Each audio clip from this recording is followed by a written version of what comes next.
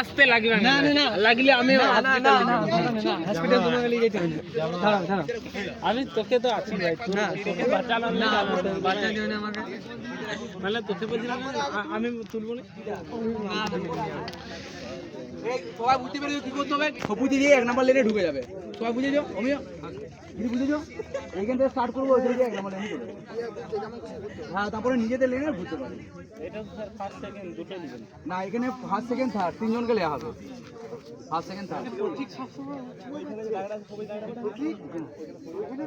আমার উপর ভগবান আছে। ওই ইয়া স্টেপার কইয়া কই